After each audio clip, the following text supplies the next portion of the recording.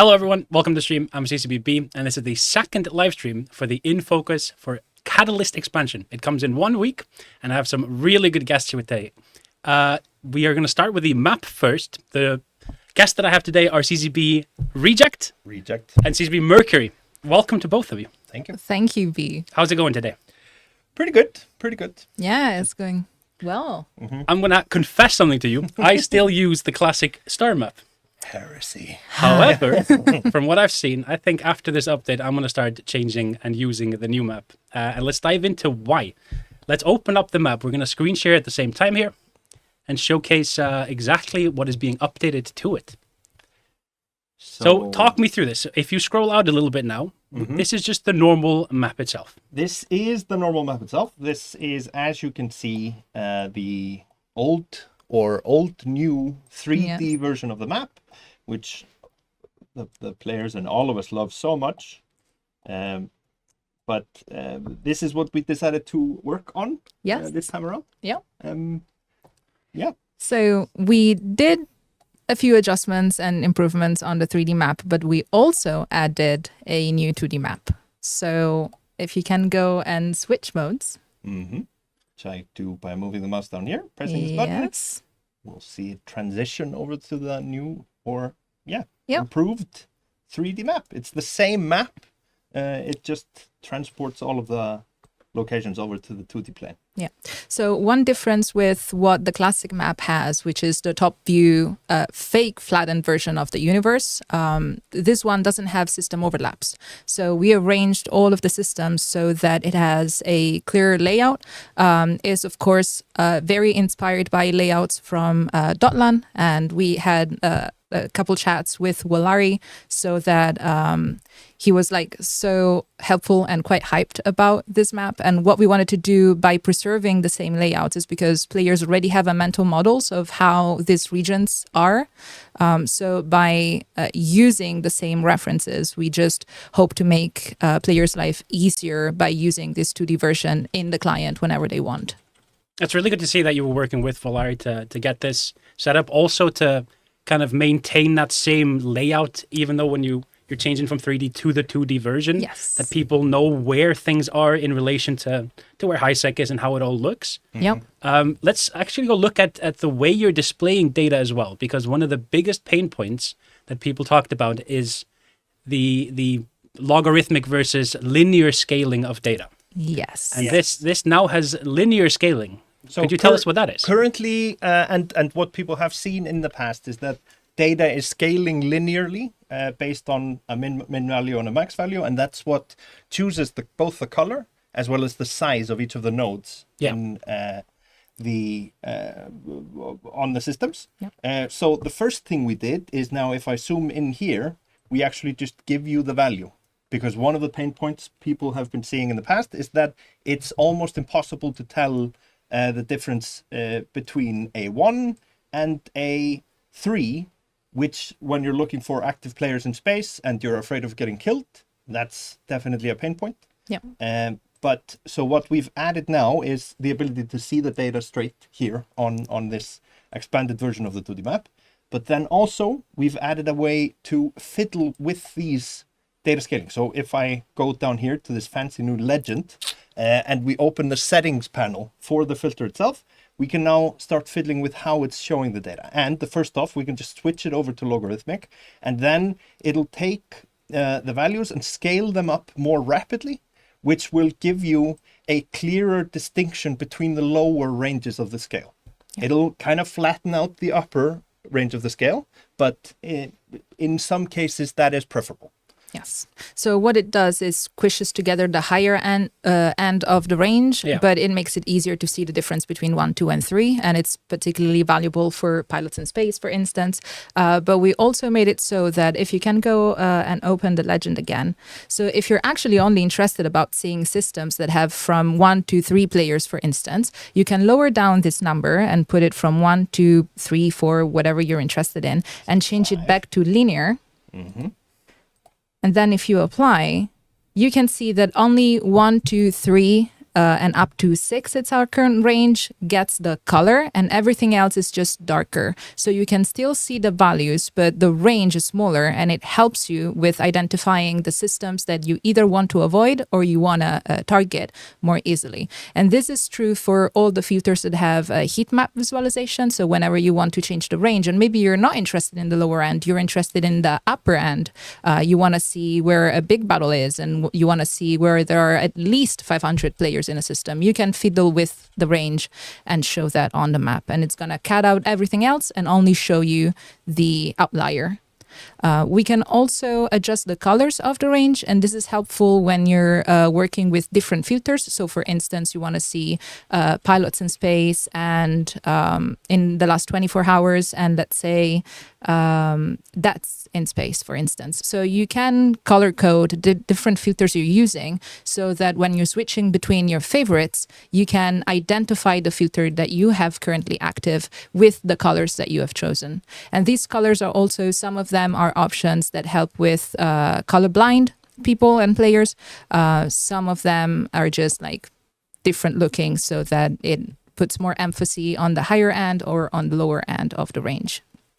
This is like like really cool additions, but also the fact that if you scroll out a little bit now, you can have it set so that you can have the bubble sizes as to what people are more used to in the old type of map. Yes.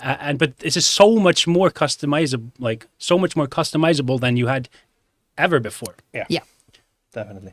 So And that's really a necessity, because just the depth of the different data that we're trying to display and provide to our players is just immense, and this is just necessary, I think, for the map to be readable. Especially because not everyone's looking at the map for the same thing. No, definitely not. Exactly. Everyone's looking at it for a different reason. If you're out there PvPing, you care about different things than someone who's looking for example, the new mining sites that were added into here. Yes. Yeah. And we can show that off as well. So because as has been announced, the kind of the flavor of this expansion is mining and stuff like that. We've added a multitude of new filters to help you identify and find mining content in the game. First of which is the anomalies filter, and this will show you around you the anomalies that are detected in space around I think it's about 5 jumps. 5 jumps, yeah. 5 jumps around you, and then 1 jump around you, you will actually get more information. So this is a new way of displaying data, and here we are actually grouping pins together into clusters. I think it looks much better in the 3D mode. In the 3D mode. Because then you can. This is a new paradigm that doesn't only show filters in a different way, but also allows you to navigate the map in a different way. Yeah. So instead of zooming in and out yourself, you can click on the cluster of items, and then it zooms in on the information that you're looking for. Yeah. I think it's a fantastic way to have the map interactive, Yeah. but also very like usable. Like this is going to help usability a ton if you're looking for specific Yes. clusters of things. Exactly. And this filter is the first of its kind, but we see this application being useful for different types of data. Totally. Definitely. But if we switch back to the 2D map, and we can show you now the ore distribution filter.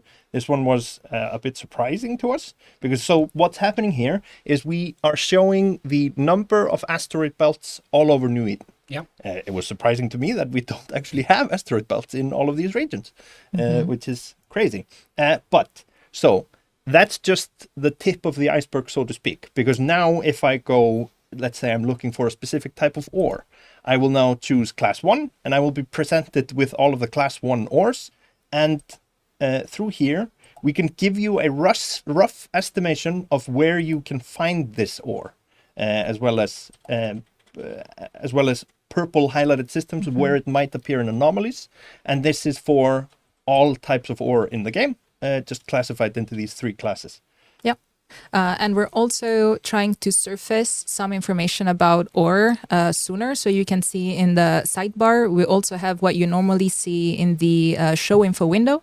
But to make it more accessible, especially towards new players, we're trying to put this information in a higher level when you're trying to dig in and learning the ropes and you don't know like which ore is better to mine or where you can find it. This is an option on top of what you can already do in the agency, but with a more approachable design as well as more spatial context because you can see it on a map. For sure. If something's in the agency tab, you don't have really any idea what that looks like mapped out in front of you. So being able to see, oh, these things usually live over here. This is a really cool way to get like a good feeling on the universe itself. Yeah. So yes, and that is it for the ore filters, albeit for one that's left. I don't know if we can talk about it yet. We can definitely talk about phased fields. We can talk about phased fields. Last week we had CCP Lumi go through phased fields, talk about mining and the upgrades to mining in general, the mining crits and all that. Okay. This time we're diving more deeply into the map itself. So displaying how you would find them is important. Exactly. And through this dedicated filter, we can now see that here there are 3 exposed phased fields currently. And what happens is that these are then the phased fields themselves that have reached a time in their lifetime, which makes them broadcast their location. So if you see these yellow dots, you can go there and you can either kill stuff or mine stuff. So yeah. This is really cool. I was playing around with this and looking at things like the factional warfare area or in what they call incursions. Yes. And like being able to see the way things are displayed is really cool. Exactly. Oh yeah, that's a good point, because so if you look to the left, you can see now the handy new legend, which was sorely missing because the data was kind of unreadable. Yeah. So we have decided to add this legend for filters that are less when they're harder to understand. They will have a legend to explain to you what they're actually doing. So another addition that we have on the 2D map is the jump range visualization. So because now we are boarding a ship that has a jump drive, then there's an icon at the bottom right corner of the map that will highlight the systems that are within your jump range. If you swap really quickly to 3D first, so we show how this is visualized. Of course, the way you can jump has to do with the light years that the ship can travel. Yes. But then when you swap a 3D map like this onto a 2D surface, that gets real interesting. So let's talk about that, like you said. Yeah. So if you swap back to the 2D version, the challenge that we had here... I turned off the 2D. No worries. Visualizer. Yes. So you can see how from the 3D to the 2D version, this bubble broke up and the systems just flattened out. And now they're further visually distant from each other than they were on the 3D map, of course, because the actual distance between star systems isn't the physical distance between them in space. But then if you zoom in, what we did in order to maintain this visualization is that the nodes of the star systems change from a circle to a diamond shape, and they will have tooltips telling you on top of, this is in range, whether you can jump to that system. So for instance, if the system is in high sec, you cannot jump to that destination. However, if you can move somewhere more low sec, there we go. You can see that the tooltip shows you the distance, but also the jump range and fuel the jump fatigue and fuel consumption if you're jumping there.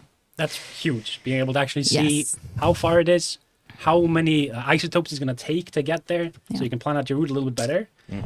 This version of integrating the jump range into the map, this is not going to have chain jumping built into it the way people know from Dotland. Is that correct? No. Just so we're not... Expectation management is important. Yes. Definitely. Is that something you've been looking into? Yes. It is something that was considered, although in this iteration of the map, it was deemed more valuable to kind of work on the core functionality of the map first, before we then start building on top of...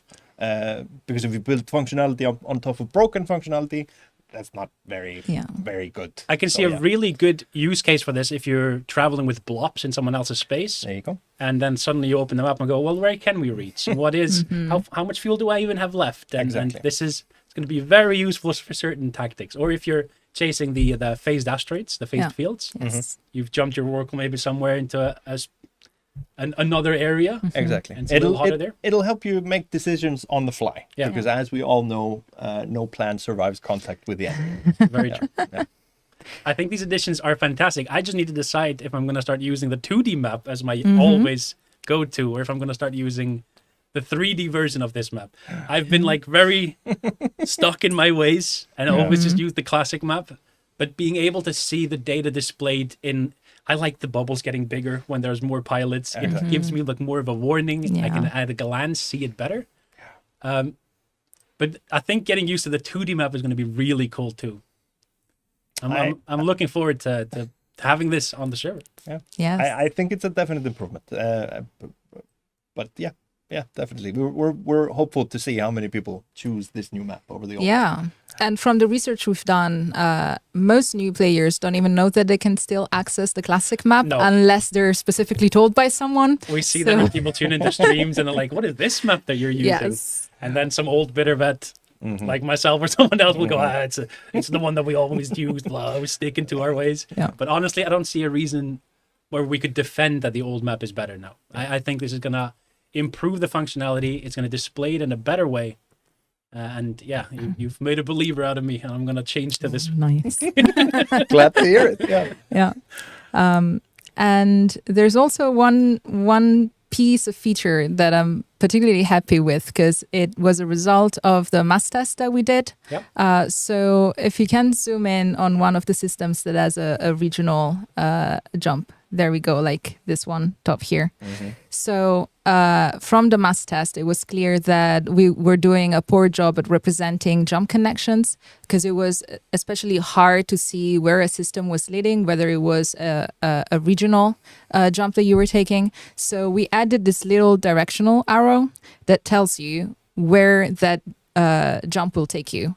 It's in a different region. So whenever you see the arrow, it means that you're going to a different region and it tells you the destination system. So you can use it to navigate the map without needing to zoom out and in wherever you need to change a region. Nice. So this avoids the issue that, of course, we have with a 2D map being the regions need to be more distant than they would on a 3D map. But I mean, on the 3D map, you have overlaying lines, and sometimes a regional will be inside. Like, yes. It can get a bit like jumbled up with info. It is a complex map. It's very difficult to display on a 2D plane. Yes. And improvements can, of course, be made, but we are very proud of this iteration. Yes. And we really are looking forward to seeing what the players do with it. Yeah. I can't wait to like read and hear feedback. And we're also, of course, very open to iterate on this as we hear from players if there are improvements that we can bring, quality of life. But also, for instance, another thing that came out of the mass test is that a couple system was swapped. Or some systems were aligned in a way that covered a regional jump. So these little things that are sometimes just hard to catch, they can slip. Hearing from players is just so helpful because it helps us making it a little bit better. It was really fun watching you guys throughout the process. I know that you've had many chats with the CSM and with people here at CCP about the map and how to use it.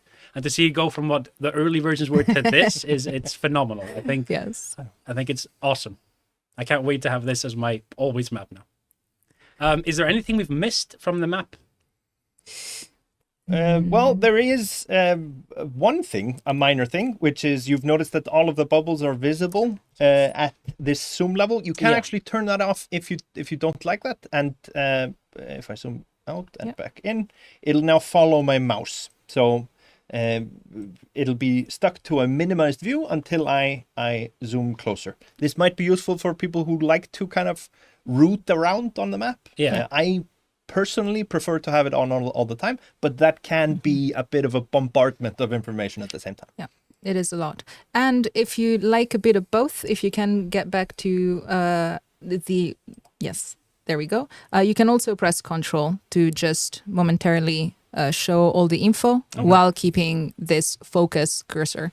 This was another thing that we tested, and we heard 50-50 feedback. People that hated it, people that thought it was some people pretty just smart. want all the data always. Yes. Others want a bit more interactivity. Yeah. And Exactly. it's really cool to cater to both. Yeah. Exactly, and we felt that was kind of necessary because it was so evenly split Yes. between what people like.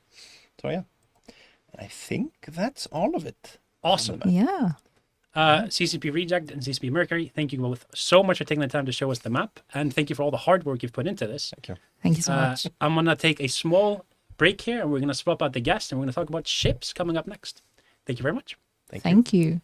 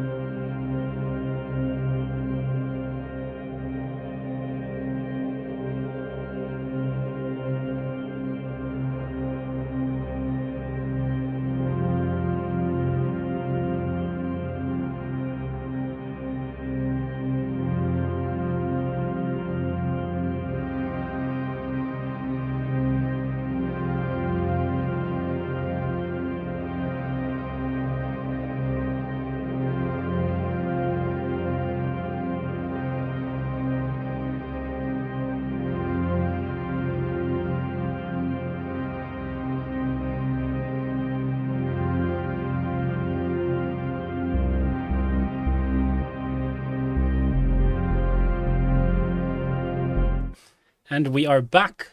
My next two guests are going to be CCP Trash Panda and CCP Kestrel. But Trash Panda ran away, so it's just me and Kestrel for a second.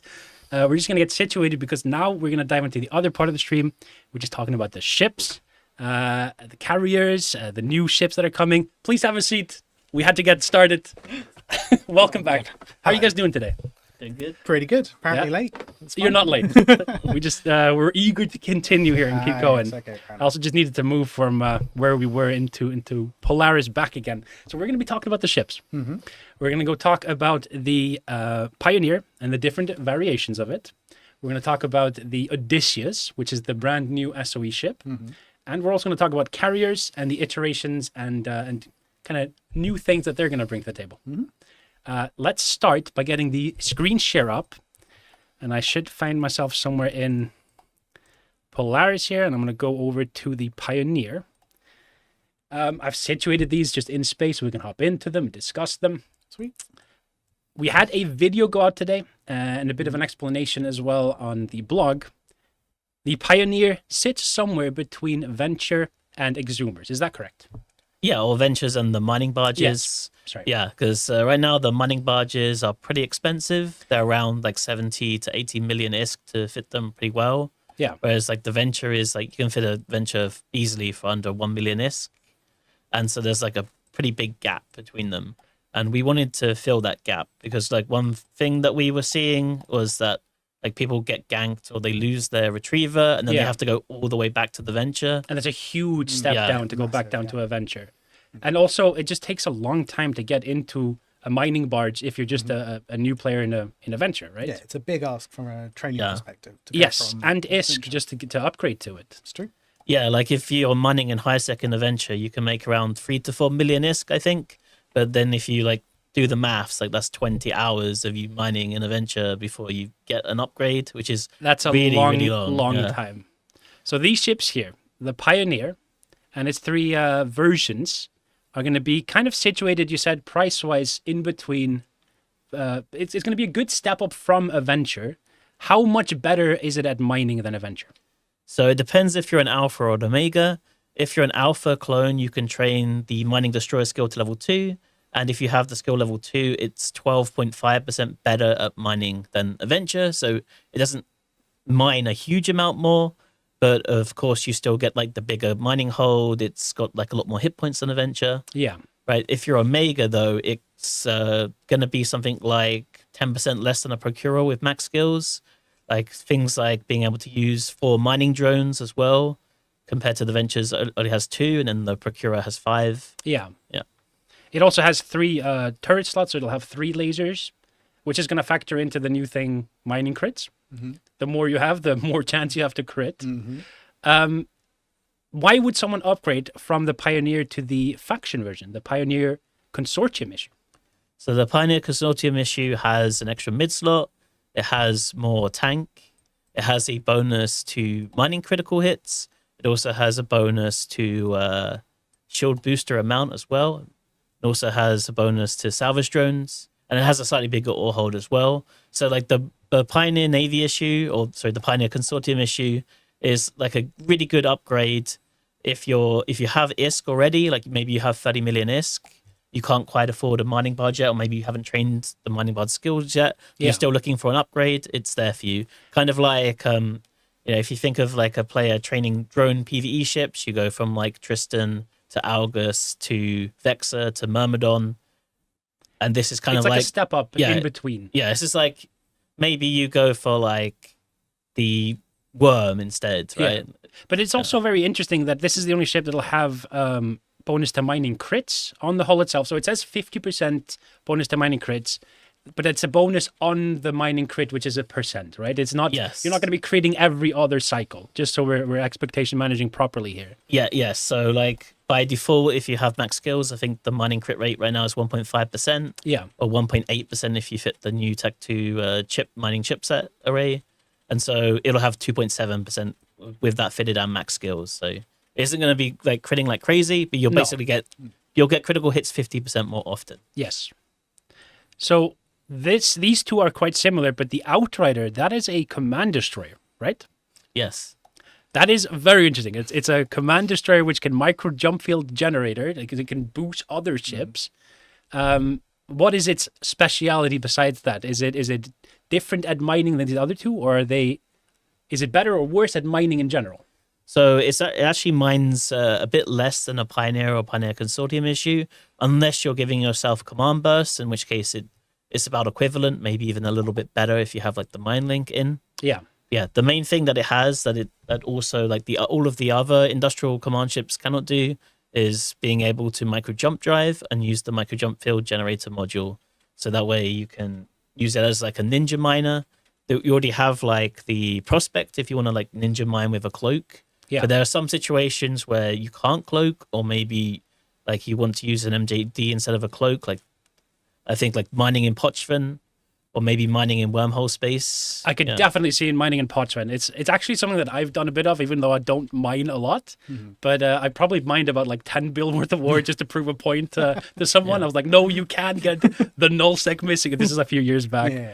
And I was like getting the ore out of Pochven to prove a point about getting other ores to null. But anyway, I digress.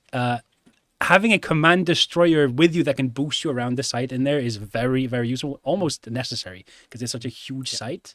Yeah, Also, the design on these ships, they look so cool. They're like this similar looking back, but like this modular looking front on it. And the Outrider looks just super cool. It's quite PvP focused too, isn't it? I mean, it's going to be able to throw out drones. It could probably dish out a bit of damage, right? Yeah, so it actually has like 100 meter cubed of drones, so it can use 4 flights of light drones. So the same as a Pontifex, and then plus 25 M3 extra for, like I said, 5 mining drones. Yeah.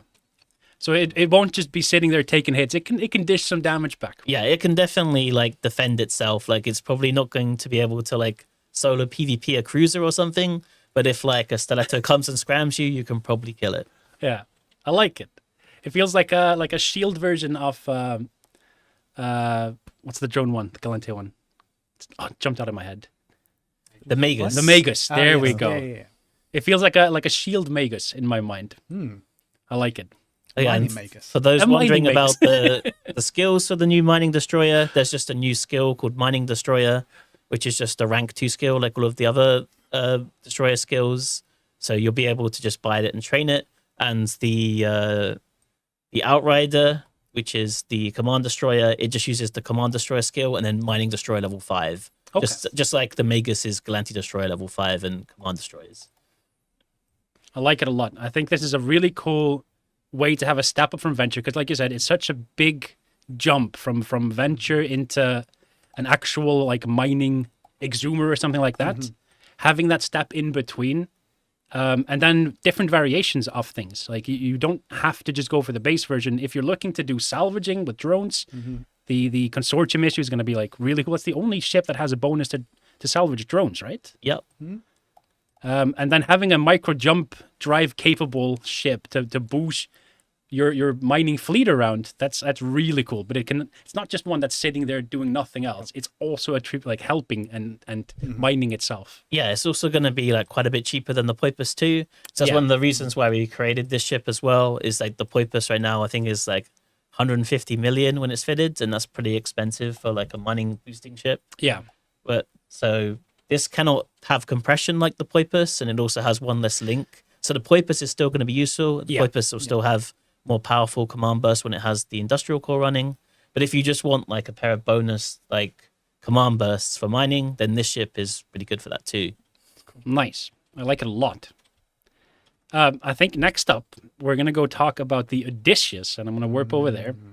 And I think we're going to spend quite a bit of time just talking about it. It's a really versatile ship, and there's a ton of things that we need to discuss about it. I'm going to warp over to it.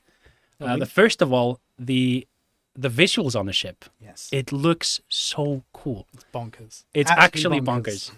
The fact that it has that huge ring around the back end that when I saw early versions of this, I was like, oh my God, I wonder if it's going to do a spinning thing. And then it came out and it was even better. It certainly is spinning, yeah. It is absolutely spinning, and it's spinning a lot here. So here it is. Here we're sitting next to the Odysseus. And I think before we even hop into it, we just need to show info on this because there's a lot of different bonuses here. CCP Catcher, could you run us through the different bonuses and what sets them apart from other SOE ships? Because it's very similar to SOE ships in general, right? Yeah, so like all of the other SOE ships, it uses Amar and Galanti skills. So in this case, Amar Battlecruiser and Galanti Battlecruiser.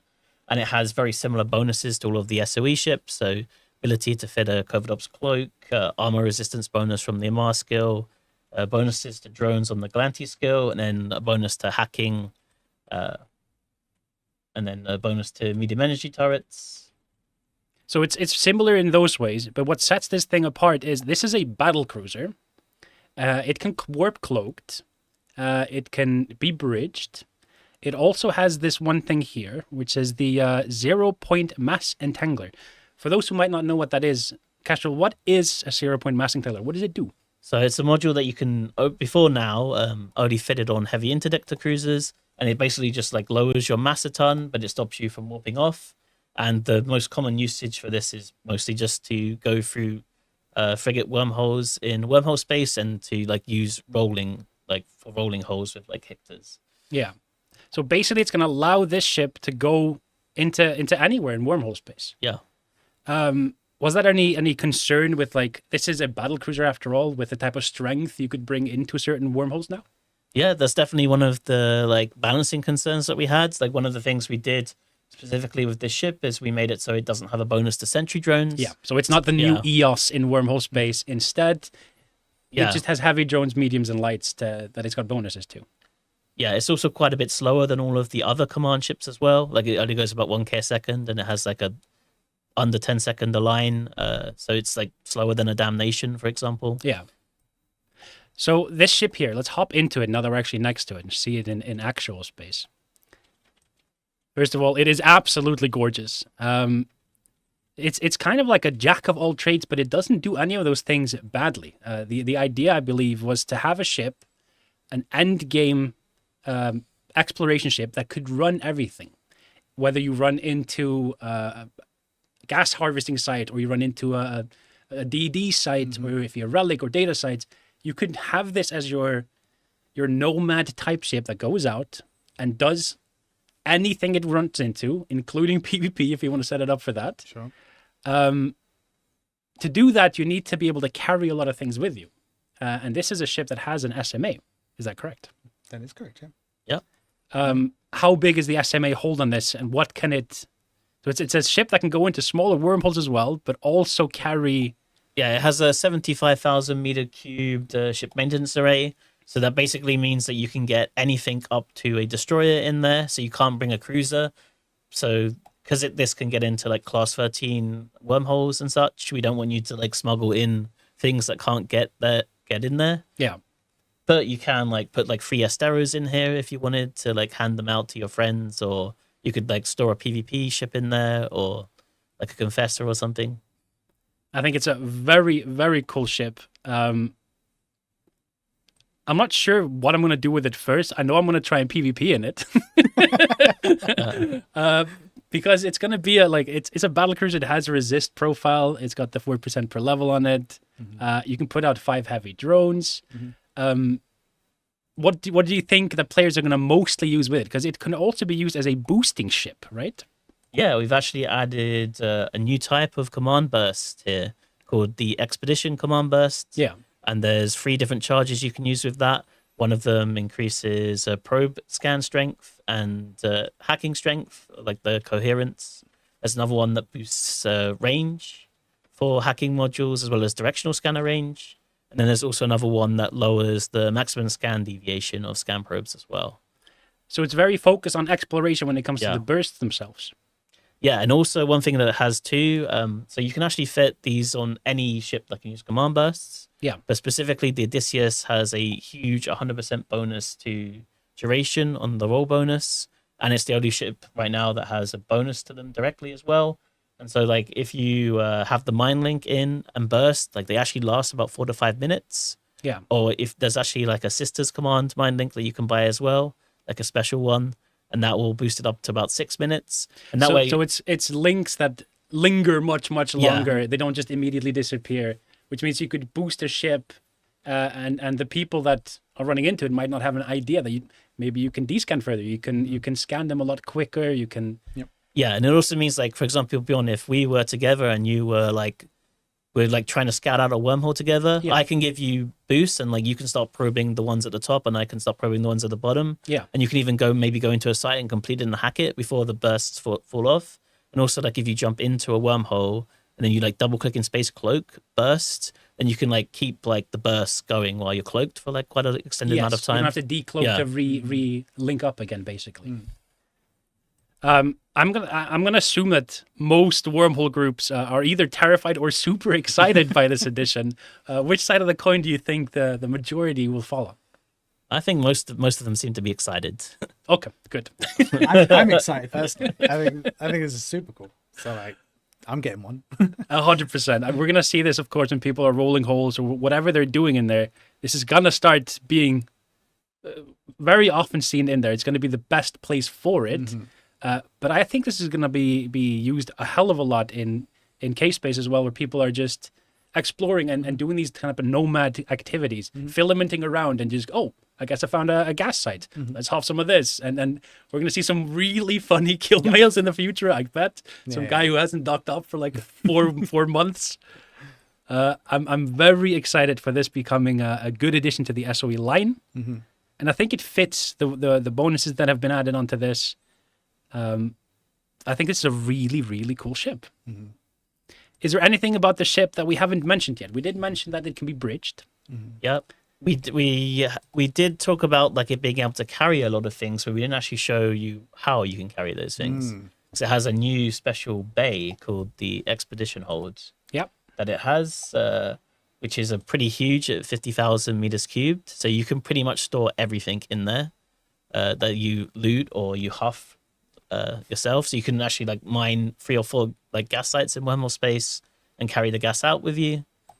You also have like a small fleet hangar as well. It's only 1,000 meters cubed, but it's enough that you can like share loot with other people, and people can like an Astero can like go out, like hack some sites and come back to you and drop it in the fleet hangar, and you pop that into your expedition hold and accumulate it all.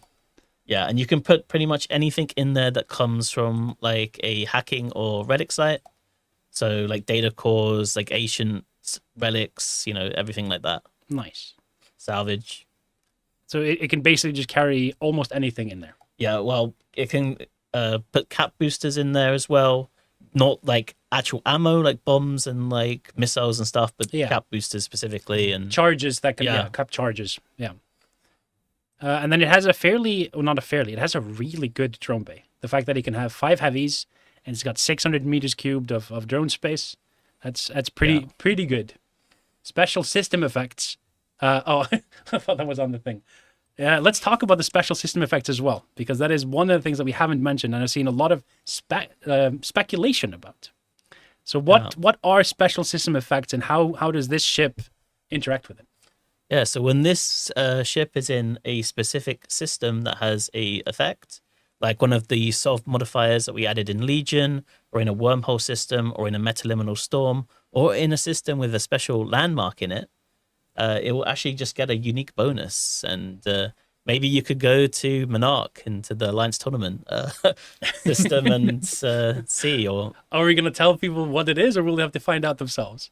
We're mostly going to let people find them out for themselves. Yeah. Like when people think about exploration, like mostly people think about the gameplay, but then there's also people like Kadia Sai and like Mark 726. Hopefully I got his name right. His like Eve travel blog. Yeah. And like this discovery and like going around space. So we intentionally kept that bonus like a little bit vague, so like people will discover them naturally. I'm sure some people will go through Hover Leagues and like it'll all be on the university in a few weeks. But yeah, I mean we can show off one if you want. How would we do that? Where would we if you go to maybe go to M2. M2. Yeah. Hold on, it's on a different keyboard here. M2 equals. Not M2 equals. M2 TAC, I think it is, right? Yeah. Sorry, it was just on a non-Icelandic keyboard and I was lost. M2CXFE. Yes. The system where there is a special landmark because of the big fight that happened. Since we're on a test server, it's going to take me just a moment to get moved over there. Give me just a moment here. The effect that you were talking about, they were also going to be in storms, right? Yes. And they're also going to be inside of the SOV system effects. Is that correct as well? Yeah, and also wormholes. And wormholes. Yeah. So if you're in a red giant wormhole, yeah, you'll get an extra effect in the ship. Yes. And you can see it just above your HUD right now. So we're now sitting here, and in here there's going to be higher salvage module duration because of the big fight that was in here. I like this. It's going to be, you hop in somewhere like, oh, wait, I have an extra bonus. I wonder why. Awesome. Is there anything we've missed about the ship in general? That we've gone through the bonuses. We've gone through most of the The only thing we haven't mentioned is how players are going to get it. That's a good point. How do they get it? So the blueprint will be in the Sisters of Eve LP store, and then you'll be able to manufacture it. And it just uses regular minerals, although it is quite expensive. We were trying to make it cost about the same as an Orca right now, which might be a little bit too expensive, but we'll have to see how it's going to be in the more expensive range. Yes. Right now in the LP store, it's, I think, double the cost of an Ester. Okay. And the mineral cost right now is about 1.2 to 1.3 billion, I think, maybe a bit higher than that. So people will likely treat it more as a command kind of mothership of their gang if they're doing things, and not throw it maybe so straight into the fire. Yeah, and this is one of the things that actually makes it balanced with the 0-point mass entangler. Yes, if this was a very cheap ship and you could just take hordes of people through wormholes, that would have all kinds of issues with projection and other things too, right? I'm going to move it back to Polaris real quick, because we have set up there the next thing we want to talk about, which is carriers, and we're going to warp over there. We are now back in Polaris. If you want to swap me back on, and we get another look at the warp animation as we go into warp here. And I'm actually really excited to talk to you guys about the carriers too. Cool. Yeah. I'm excited too. Yeah. Let me see. Don't know if you know this, but there was a certain streamer that used to do Thanatos Thursdays, and that was some of my favorite content on Twitch at the time. So, I don't know.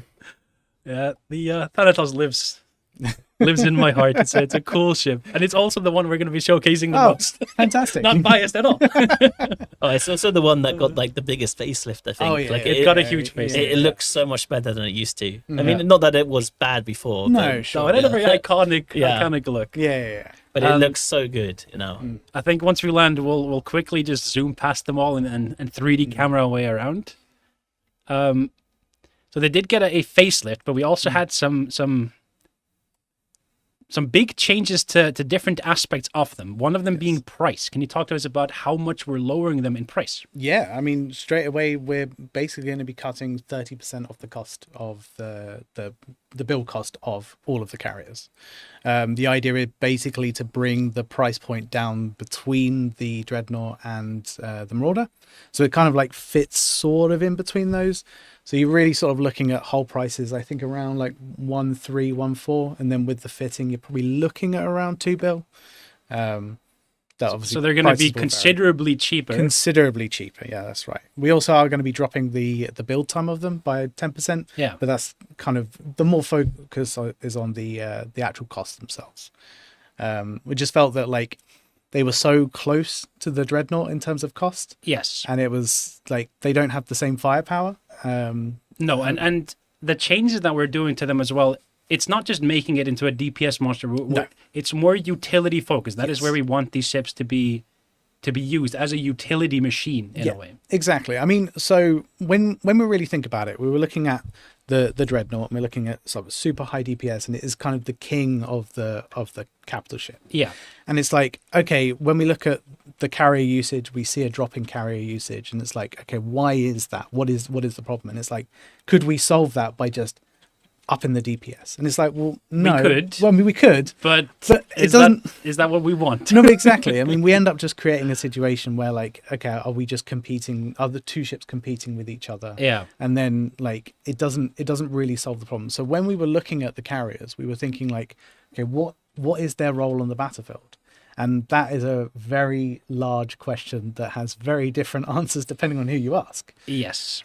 But from the research and like the conversation we're having, it really seemed to be that like they fit quite naturally in the support and utility part of the ecosystem. And I think, Especially once they got conduit yes, ability. Yes, exactly. Like the ability to bring ships in. But the biggest problem with that is that you would conduit a gang in with your carrier, and then you warp the carrier to a ping Yes. and cloak it. And then Yes. you focus on your real fighting ship, yeah, right? yeah. So we've tackled that in a way. But the biggest change, I think, first of all, the price being much lower, so you can be more affordable and throw these Yes. kind of things around. Yes. But we're adding another fighter tube, Yes. a support fighter It tube. supports fight tube, yeah. Let's actually talk about support fighters in general. And I'm going to hop into a ship here. I don't actually have support fighters on the ship, but we're going to show something off later as well. Actually, let's take a pit stop and load fighters in here because it looks so insanely cool when we My God, yes. load them up here. Mhm. My thing is gone with my fighters. FC would do. There we go. I'm going to go to Fighter Bay. Mhm. And I kind of want to do this and decouple my cam at the same time because I want to showcase how cool this looks. Okay, cool. I'm going to try and move a little closer here. And we actually see fighters get loaded now Yep. into the actual ship itself. Like, look at this. Oh, wow. So they get loaded in there graphically, and then when you send them out, they fly out like actual fighters would do. One concern that we were worried about is it going to make launching them any slower, or is it going to add nothing like that? Nothing like that at all. So when I click this, you'll see a visual indication of them Yep. sending themselves off, but the fighter self, this is a visual part. Like they'll join the fighters group. are already out. Yes. They're already out and ready to be Yep. used. No, exactly. But talking about support fighters in general, we're adding an extra tube, but we're also touching up support fighters. Yes. Yeah. So, I mean, there's a couple of things. So when we're adding the extras, the support tube, we're not, we're essentially only increasing the number of tubes total. So if you want to have 3 light fighters out, you can have an additional support fighter, which Yeah. is like quite a big increase. But because we can have 2 support tubes, it means you could run 2 and 2. So 2 light fighters and 2 support fighter flights. So we're not adding an extra tube that can be an extra damage fighter tube. Yeah. But technically, Sure. Technically, you can have 3 fighters and the utility and one the still utility, now. yeah, exactly. Or you can rock 2 and 2. You rock 2 and 2, yeah. So there's a little bit more versatility when it comes to what support fighters you want to use. Yeah. Which is something that I felt that, like, if you're trying to maximize DPS, you want to just run the maximum number of light flights you can. Yes. And so you end up sacrificing the DPS, 30% of your DPS to have in drummies or sirens. Yes, or for application or holding the targets Exactly. or nuding or ECMing them. Yes. Which those fighters were kind of underpowered. Yes. Yeah. We've touched them up, but we haven't tuned them up to like 11. No. So this is the thing. Throughout all of this, we want to make sure we're doing iterations. We're not just swinging the hammer, because we don't want to miss and have to pull everything back. So we're making sure that we're like doing these incremental changes, making it like, okay, I think we're happy with this. Let's see what people think, and then keep going forward. But the other thing to mention is, so the Cenobites are getting a little bit of a buff, and the Scarabs are getting a buff, but also just on the carriers themselves, they are getting an improvement to their support utility. Yes, so individual carriers. So for example here, the Nidhogger, if I show info, this is going to have a bonus specifically to drummies. Yes. Now we couldn't boost the strength of Thanatos pointing, so we've increased the afterburner speed on those. Yeah. And then ECM and nuding for the Archon and the Chimera. Yeah, exactly. How strong are these support fighters going to be here? So in terms of, well, if you think about it from a buff perspective, we are increasing it by 100%. Yeah, like by having the extra. By having an extra utility fighter. Exactly. But you can also then obviously customize. You don't have to have like two drummies. You could have drummy sirens, so you could do like web and point if you wanted to. But for the ships themselves, they are going to essentially have a 10% increase in their strength all around. Because if you have carrier 5, of course, because it's a carrier specific bonus. So we're increasing the fighter tubes, so we have to increase the amount of fighters they can carry. Mm-hmm. Yeah. But we're also increasing something else. Yes, we are. So we say the word carrier. They are meant to carry things. So we are actually going to be increasing the ship maintenance bay. So if you want to jump onto so as you see there, we've now got 2 million meters cubed. So it's essentially double from what it was previously. This is essentially like, we want it to be used in terms of like carrying things, but also just for travel around New Eden. Yeah. So it's making it just that much more effective. So the carriers themselves are now the third best, I guess, the super carriers and the Titans that have the bigger ones. But it's much better than a dreaded carrying. Yes, yeah, exactly. It's the same as the bowhead now, right? So it's pretty cool for something with jump drives. Yes. That's a good point. Yeah, very good point. And then the fighter bay also got increased Yes. to make space for having a fourth tube. Right? Yeah, exactly. So you have a little bit more utility in terms of like the amount of fighters you can actually have, and then being able to carry them as well. The other addition, I was talking about conduiting into a fight and then sending your carrier onto a ping to just cloak it. Yes.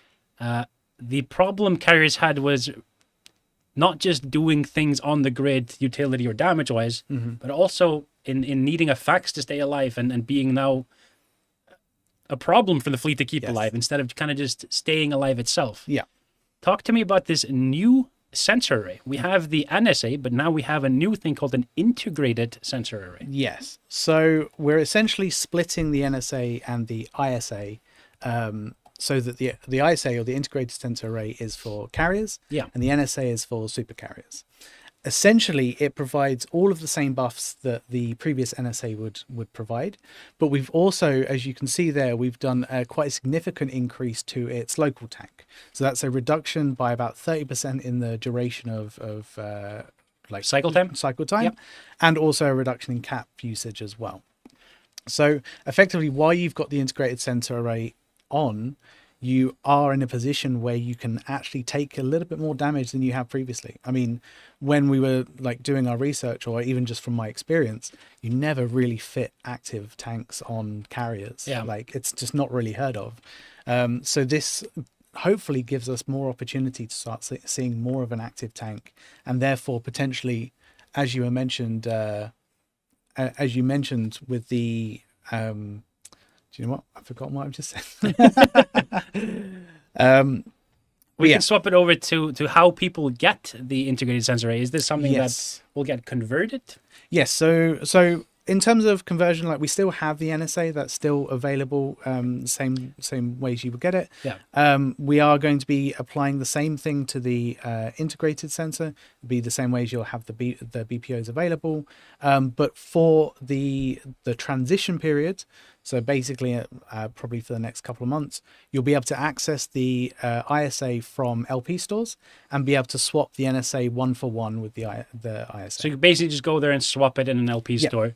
Yeah, But during the transition period, you will still be able to fit an NSA on a carrier or no? No. So as when patch hits, Yep. you will not be able to use an NSA anymore. No, but you'll be able to swap it Yeah. for the ISA pretty easily. One big difference here is that this has a 2-minute activation time. Yes.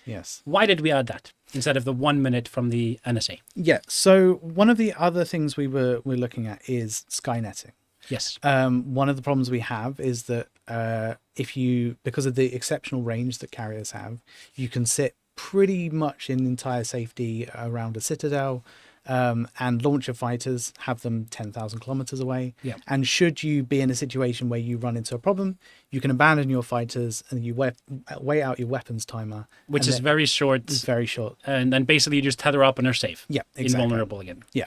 So what we've actually done is quite a significant reduction in the carrier's locking range. So they're round about 300 to 350 kilometer range they can actually lock, unless you use the ISA, which increases the range back to pretty much normal levels you had previously. But the difference is now is that the ISA has a 2-minute cycle time, which means that you would need to wait out that cycle time like a siege module. Yeah. You'd have to wait out that cycle time before you were able to be retethered or before you would be able to jump out. I think there's a new hard lock now, 750 kilometers, if I'm not mistaken. Mm-hmm. Yep. When it comes to normal, if you just increase it with like sensor boosters and stuff. Correct, yeah. But if you want to get the extreme ranges, you will have to use this module, which is now a 2-minute timer. Yep. Which is very different when it comes to Skynetting. Yes. And the safety of doing so. Exactly. And the other thing with the ISA, which is we wanted to remove the penalties for e-wall. Yes. So you do have the ability to use e-wall. That is something that people might not know, but if you have an NSA on a carrier currently, if you try and scram something, it'll nuke your capacitor. Yes. Yeah. Or if you try and target paint something or web something. So it kind of opens up the mid slots if you wanted to also use these for tackling and using your fighters simultaneously. Yes. So you can tackle with a scram and a grapple, and then have 3 fighters come and exactly. And so it's going to add if people are trying to brawl you. But the other big difference here too is you are allowed to use the micro jump field generator with this on. Correct. Yes. So we still wanted to maintain that mobility that was added to the carriers back a couple of years ago. So you are still able to use the micro jump field generator or the micro jump drive while you have this active. And you'll see if someone has this running, it has this effect on the ship here. Yeah, this shimmering that's happening is when I turn this on. Yes, you can see the shimmering. So it is like visible that that's active. Yeah. It's not quite the same as say like a siege mode, but in terms of like if you're looking at it or if you're looking for it, you will find it. You will see that this one does have it on and it's stuck there for 2 minutes, so to speak. Yes. You can still move around the grid. You can still MJD. Yep. No, exactly. You can't warp with it though. No. So you're grid committed, so to speak. Grid committed, yeah. Well, I jumped everything except the NID, which was at the very end. Well, poor NID. I think these changes, so what CCP has often done is when they look at carriers and touch them, they go completely in one direction with them. if we just think back to like when fighters were changed and it's like really wide swings. This feels way more iterative on the current version of the carrier. Yes. Make them cheaper so we see usage, because we're not seeing people use them nearly as much as we want to. Don't let it completely compete with Dredge. Let them have their own things that they do. And then let the carrier not have to just warp away when it's conduited something. Let it stay on grid and play around. Let's see what players actually do with that. If they're cheap enough and have the ability to move around and somewhat tank themselves, I think we're going to see quite a bit more of them. I really hope so. I mean, it's one of my favorite classes in the game. I think, from my point of view, this is the start of the journey for me, for carriers. I really want to hear feedback from the community. I want to like talk more with the CSM. I mean, the CSM have been involved quite heavily in this conversation. Absolutely. But I really want to see us like, okay, this is the first step. Like we have some ideas of what we want to take for the next one, but really it's like listening to the community and like getting some feedback and seeing like, okay, are we seeing extra usage? And with the extra usage, are we seeing additional problems or pain points that we need to address? I think to me that's a really healthy way of looking at the ship itself, because also the carrier meta in general is quite a delicate beast. It is. If they're too strong, then that's all you see. Yep, exactly. And if they're too weak, we don't see them anywhere. Yeah, unless Yeah. But no, precisely. So I think this feels like, I think we've done some really like healthy changes. Yeah. I'm super excited for them, and like, I mean, they look incredible too. They do. They had you see like the lights on them all change when they go into warp. They becomes like darker color, and then it goes back to this beautiful blue when it's done. There is also something really cool with the Thanatos. So you've got the decks where it launches. Yeah. When you recall them, they go into the deck underneath. And then as they refuel, they pop back up into the deck above. It's very cool. Actually, let's look at that. Let's go a little closer here. We know that they've all sat back down over here. So when I send them out, they're going to be told to undock. Like we said before, these are not the actual things that you're controlling. These will catch up with the control part of the ship. So this is not going to slow down you launching fighters and getting the desired effect out there. If you turn around and look at the back and slightly underneath. So it's not this part here. It should be the one just there. This one here. Yep. So if I call them back in now. If you recall them back in, you'll see it should return.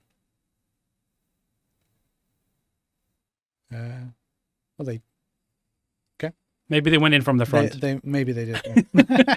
I don't know if I didn't realize that they actually flew back in and that there was an animation for that too. I don't think he used any abilities, right? So they didn't need to refuel. Oh, they didn't need That's to. a good point. That's a good point. That's why it was. Yeah, sure. I thought maybe this is where they'd come in from. But the fact that when you load, I want to show it again because that looked so damn cool when you had Fighter Bay. I'm going to take them out real quick. And I'm going to load them back in here. You're going to see them actually get loaded in one by one as they're getting loaded into the fighter tube here itself. That is so cool. Hell yeah. I am so excited to see what players do with all of these ships. With the new mining destroyers and its variants, with the Odysseus, and the host of activities that you can do with it. I don't think there's one right way to fit it because it depends on the activity you're doing. Of course, yeah. And then to see what ends up happening with the carrier meta, so to speak, and the whole ecosystem of carriers, how they get used on small to large scales. I think these are very, very cool additions. And thank you very much for taking the time, both of you, to come talk about these things. Thank you very much for having us. Is there anything we've missed when it comes to ships in general? Do just want to mention the fax bays. So the fax bays. The fax bays. Yeah. So we are going to be increasing the fuel bay of all of the faxes from 3,000 to 6,000. It's just a small quality of life thing that we wanted to do. But we're not increasing the amounts that it can carry in an SMA. No. Carriers will be the carriers are carriers, and faxes are faxes, and you won't convince me otherwise. Perfect. Thanks for pointing that out. I know some people were like, well, do factors also get a bigger? No, they Nope. do not get a bigger. They do not. No. Awesome. Thank you both, CCP Trash Panda and CCP Castro, for the time. Thank you all for tuning in. If you have any questions, we are listening. Write them wherever you write them, and we shall do our best to get the feedback. We're looking forward to the end of the week when expansion notes come out. And then it's just a week until the expansion hits on the 18th. Yes. Thank you all for tuning in. We'll see you next time. Bye-bye.